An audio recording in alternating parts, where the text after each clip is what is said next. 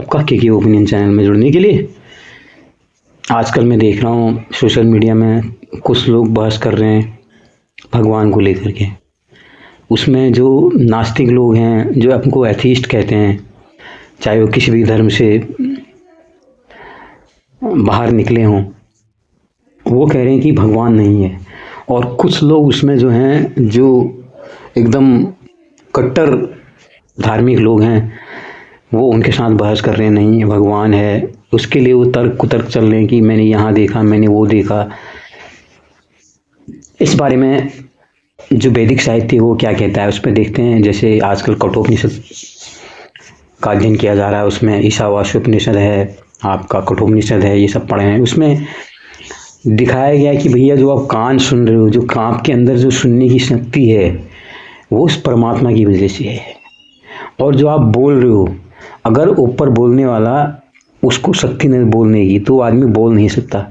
जैसे आपको एक कहानी सुनाई थी ना कि एक बार वो जब युद्ध में जीत गए थे सारे देवता लोग असुरों से, तो उनके अंदर अहंकार आ गया।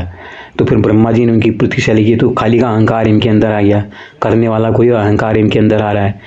फिर उन्होंने उनकी इस तरह से परीक्षा ली कि पहले अग्नि को भेजा, अग्नि वहाँ पर गए, ब्रह्मा जो है यक्ष का रूप वहाँ पर बना के खड़े थे। बोले तुम कौन हो, अपना परिचय दिया। बोले आप बताओ। बोले तो अग्नि हूँ, मैं जात विदा हूँ, मैं चाहूँ तो पूरी धरती को जला के खाक कर दूँ, मैं ये कर दूँ, बड़ी बड़ी बातें कहते हैं अग्निदेव। फिर एक तिनका उनके सामने रख देते हैं ब्रह्मा जी, कहते हैं इसको जला के दिखाओ। तो जोर लगाते हैं तो, लेकिन वो जल नहीं पाता। फिर वो हार के चले जाते हैं, बोले मैं नहीं जानता वो यक्ष कौन है। फिर उसके बाद वायु वहाँ पर जाते हैं। वायु भी उसी तरह से अपना बड़ा दम्भ का परिचय देते हैं कि मैं फला वायु में लाऊं, तूफान ला दूं, मैं ये कर दूं। फिर वो कहते हैं इस तिनके को उड़ा दो, तो वो वायु भी उस तिनके को उड़ा नहीं पाती है। तो फिर बाद में वही, फिर उसके बाद फिर वो देवी आती है यक्ष के आदेश में वहाँ पर, वो उनको समझाती है ये इंद्रदेव आपको खाली अहंकार हो रहा है, ये तो सारा ब्रह्मा जी करा रहे हैं और आप दम भाप ले रहे हैं। तो इसको फिर जागृति होती है। तो इसलिए उसी में कहा गया है कि हम जो बोल रहे हैं, हमारी जो वाणी निकल रही है, अगर ऊपर वाला चाहे तो हमारी वाणी, हम फिर सब कुछ होते हुए भी, मुंह है, सब कुछ हमारा, हम नहीं बोल सकते। इसी तरह से हमारे कान हैं, इसी तरह से हमारा मस्तिष्क है, वो सब कहते हैं कि उसी की वजह से काम कर रहा है। कठोपनिषद में तो ये कहा गया है कि ये भगवान जो है 11 द्वारों का ये जो शरीर है उसके अंदर रह रहा है। वो उसको वही देख सकता है जो बाहरी दृष्टियों से, क्योंकि इस इंद्रियों का मुंह बाहर को इसलिए किया गया, बाहर की आदमी जो है उनके रास्ते आदमी उनको दिखे और अंदर जा सके, अंदर प्रवेश कर। लेकिन आदमी बहिर्गामी हो गया है, वो बाहर सोच रहा है कि ये चीज़ें जितनी भी इंद्रियां बनी है ये बाहर को भोगने के लिए बनी है, और ऐसा आदमी मन को नियंत्रण नहीं कर पाता। तो फिर वो भटक जाता है। फिर वो कहाँ जाता है, फिर वो ऊंची ऊंची जगहों में मंदिर बनाता है, चोटियों में। उसको लगता है कि यार सूरज आसमान में है, चंद्रमा आसमान में है, तो भगवान कहीं आसमान में ही रहता होगा, ऊंचाई में। तो ऊंचे ऊंचे टीलों पर जितने आप देखो हमारे धाम बने, जितने मंदिर बने हैं, वो सब ऊंचाई पे बने हैं।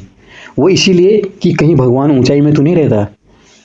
जैसे एक दुआ भी कबीर संत कबीरदास जी का, कस्तूरी बनवा बसे मृग ढूंढे बनवाए। तो जो बड़े दार्शनिक हैं, चिंतक, उन्होंने कहा कि असल में जो भगवान है वो हम सबके भीतर है, लेकिन हम लोग जो माया के आवरण से ऐसे रचे गए हैं कि हम लोग उसको बाहर ढूंढते हैं। यही श्रीमद् भागवत गीता में भगवान कृष्ण कहते हैं कि अपनी कामनाओं की पूर्ति के लिए इंसान ने अलग अलग देवता बना दिए, और ये निश्चित है कि बहुत जल्दी ही इन कामनाओं की पूर्ति उन भगवान के, उन जो देवता जो गढ़े गए हैं उनके मार्फत हो जाती है। लेकिन ऐसे लोगों को मोक्ष की या मुक्ति की, ईश्वर की प्राप्ति नहीं होती, जिसे हम ईश्वर कहते हैं। तो हमारे भी जो वैदिक साहित्य है, जो सनातन साहित्य है, उसमें उसको निर्गुण निराकार कहा गया है। लेकिन यहाँ पर भक्ति की सरलता है, वो उसको उसकी सरलता से दिख जाते हैं, ऐसा कहा जाता है। अब आप देखिए, नहीं दिखने वाले जो प्रश्न कहते हैं, घरों में बिजली आती है, पंखा चल रहा है, एसी चल रही है, लाइट चल रही है, सब चल रही है, क्या आपने बिजली को देखा? तार देखा ना आपने? आप बटन बंद कर देते हो तो वहाँ से करंट चला जाता है। आप जैसे करंट ऑन करते हो, बट स्विच ऑन करते हो, करंट आ जाता है। तो इसी तरह से भगवान का रूप है। मतलब भगवान क्या है, जागृति का नाम है। ऐसे अपने मोबाइल में डाटा देख रहे हो, आप दूसरों का वीडियो देख रहे हो, अपने वीडियो भेज रहे हो, वो कहाँ से, हवा में से तो जा रहे हैं। बीच में कोई माध्यम तो कहीं दिख रहा है कहीं पर जाते हुए? अभी मैं आपको बोल रहा हूँ, आप जहाँ भी हो, मेरा वीडियो अगर आप देख रहे हो, सुन रहे हो, तो आपको सुनाई दे रहा है, बीच में कहीं पर दिख रहा है? नहीं दिख रहा है, कोई आकार उस वीडियो का नहीं है ना। वो एक सिस्टम के थ्रू कन्वर्ट हो रहा है। तो ये चीज़ ऐसा लगता है मुझे कि ये कन्वर्ट होती है।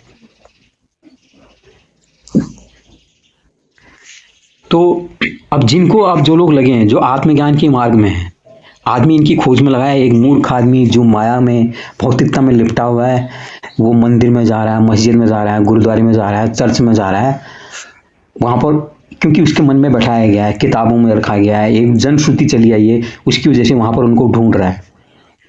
लेकिन साथ में उसको भोग भी करना, उसे मौज भी मारनी हो। जा क्यों रहा है वहाँ पर? कामनाओं की पूर्ति के लिए, कि मेरे इसकी नौकरी लगा देना, मेरा आदमी सही हो जाए, ये ठीक हो जाए, मेरे को ये मिले, मेरे को वो मिले, आदमी इसीलिए तो वहाँ पर जाता है।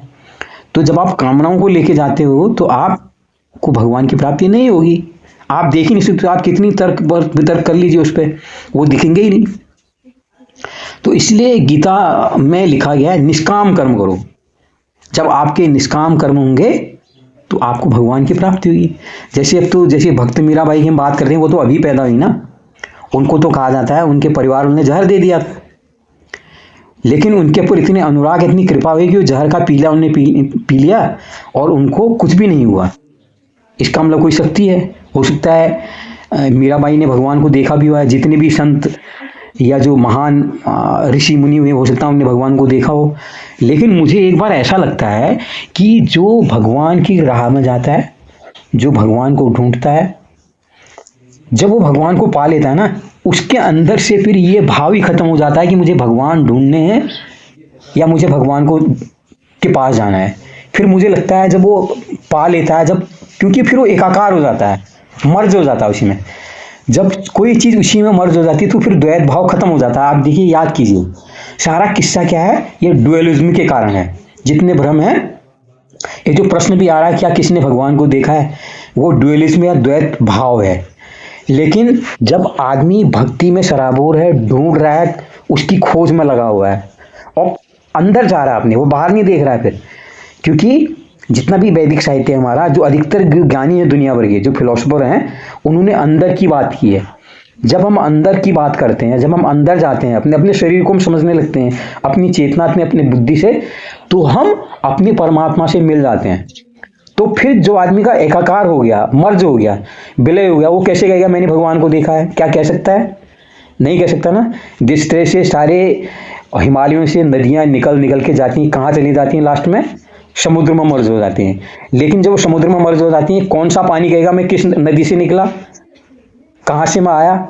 उसमें तो बरसात का पानी भी गिर रहा है, फिर वहाँ पर सब मिल गया, समुद्र का पानी एकाकार हो गया। तो इसीलिए जब भक्त भगवान के साथ एकाकार हो जाता है तो वहाँ पर द्वैत भाव या डुअलिज्म खत्म हो जाता है। इसलिए भगवान को जानना बहुत कठिन काम है, लेकिन निश्चित तौर पर जो लोग जानते होंगे, मुझे ऐसा लगता है, तो वो एकाकार हो जाते होंगे। फिर उनके अंदर भाव ही खत्म हो जाए, वो अहंग इस हुआ ना, मैंने भगवान को देखा, ये भी तो अहंग है। जब अहंग ही मिट गया तो फिर क्या रह जाएगा कहने के लिए? फिर तो आदमी मस्त हो गया, क्योंकि भगवान के साथ एकाकार हो चुका ना उसका, फिर तो मर्ज हो गया।